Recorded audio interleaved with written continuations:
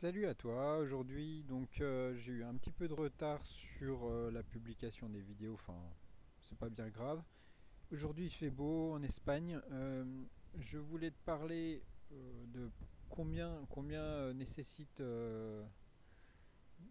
tu nécessites pour t'expatrier en Espagne et avoir une vie plus simple et plus accessible qu'en France, tout en effectuant des paris sportifs ou si tu donnes dans d'autres domaines, euh, tu peux être très bien avoir des revenus par internet, tu peux très bien avoir des revenus par la bourse, tu peux avoir des revenus auxiliaires, enfin autrement, peut-être t'es retraité, j'en sais rien. Mais bon, d'une façon générale, si tu es un peu comme moi, tu es loin de la retraite, c'est surtout que tu recherches des revenus complémentaires et pouvoir t'expatrier et vivre une vie plus soft qu'en France. Alors aujourd'hui, tu vois, ça c'est une maison, enfin ma maison elle est là. Tu vois, voilà, en ce moment je fais un peu des travaux de rénovation sur le toit parce qu'il y avait des fuites d'eau, donc j'ai dû faire l'étanchéité. Mais une maison comme ça, c'est dans les 50 000 € à peu près, avec tout qui est compris, c'est-à-dire l'eau, l'électricité et la parcelle. Donc j'ai à peu près 100 mètres carrés avec un bout de jardin. C'est plutôt sympa. Et ça te permet, une fois que tu as payé ça, de n'avoir plus qu'à payer l'eau, l'électricité et la bouffe, quoi. Après, bien sûr, tous les frais annexes comme la scolarité, les mutuelles, l'essence pour la voiture, etc. Mais quand tu t'es dégagé déjà des frais de location d'une maison ou les frais c'est le plus gros frais, hein, on va dire.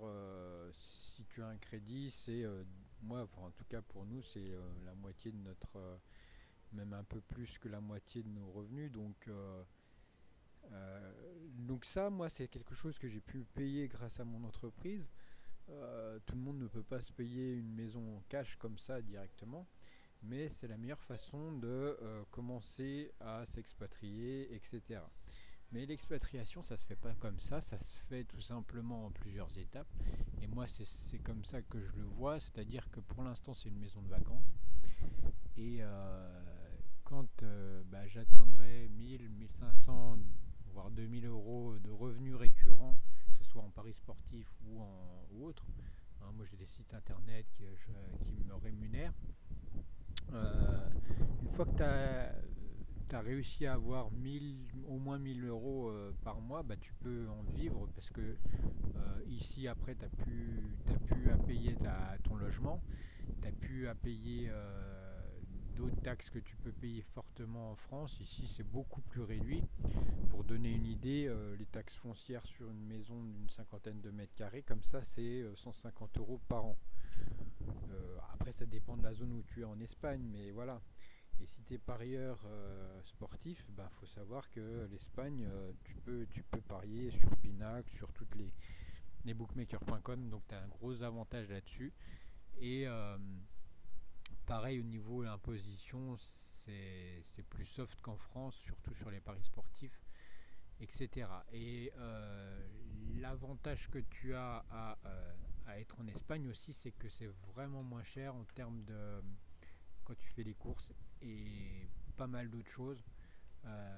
Et tu as du soleil tout le temps, donc tu n'as même pas besoin de chauffer, quasiment pas. Donc tu as une réduction au niveau de la facture d'électricité. Donc clairement, les étapes à suivre pour s'expatrier, c'est déjà d'avoir un capital pour pouvoir acheter une maison. Une petite maison, voire un appartement si tu n'aimes pas forcément être en maison. Moi je supporte pas les appartements, donc c'est une maison. Petite maison dans les 50 000 € c'est largement suffisant. Et une fois que tu as pu acheter, une maison, après c'est juste une histoire de temps, c'est-à-dire le temps d'arriver à des revenus récurrents suffisants. Ça tu peux le faire soit en proposant tes prestations par internet, soit en faisant du télétravail. Tu regardes sur Pôle emploi, tu regardes les offres de télétravail. Il y a énormément de solutions. Soit tu travailles directement en Espagne. Moi j'ai réfléchi, je peux même installer mon entreprise de paysage en Espagne. Ça pourrait fonctionner parce qu'il y a beaucoup de demandes et puis je parle anglais, je parle espagnol, donc voilà.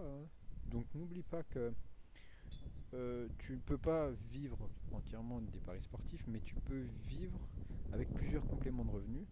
Peut-être les paris sportifs, peut-être un abonnement, je sais pas quoi, tu fais payer aux gens, peut-être des revenus sur ton site internet. Il faut avoir plusieurs revenus passifs ou actifs pour être sûr d'avoir un revenu récurrent. Parce que s'il y en a un qui plante un jour, tu as toujours tous les autres revenus. Alors que si tu dépends que d'une chose, tu vas droit dans le mur et si le jour où ça ne marche plus, tu n'as plus de revenus. Donc voilà comment je vois, moi, en tout cas pour notre future expatriation, si un jour on s'expatrie vraiment. Mais il faut mettre en place différentes choses et après ça fonctionnera forcément parce que tu as déjà mis les pieds dedans si tu veux. Si tu dis je vais m'expatrier un jour, mais jamais t'achètes quelque chose. Bon, après il y a ceux qui n'ont pas le budget, mais à partir du moment où tu as 25-30 000 euros, tu peux commencer à acheter un bien en Espagne que tu peux louer en saisonnier un petit peu de temps en temps pour payer tes factures. Mais à partir du moment où tu as un bien en Espagne, tu verras que ce sera totalement différent parce que tu t'envisages déjà l'expatriation, tu envisages, tu mets des deadlines sur des choses que tu mettras jamais si tu n'as jamais acheté d'appartement ou de maison. Voilà donc c'était le petit conseil du jour, conseil expatriation paris sportif. On se retrouve très vite sur la chaîne et si t'es pas abonné, n'hésite pas à t'abonner. Retrouve aussi dans la description mon site internet où tu as 9 heures de formation en paris sportif. Salut!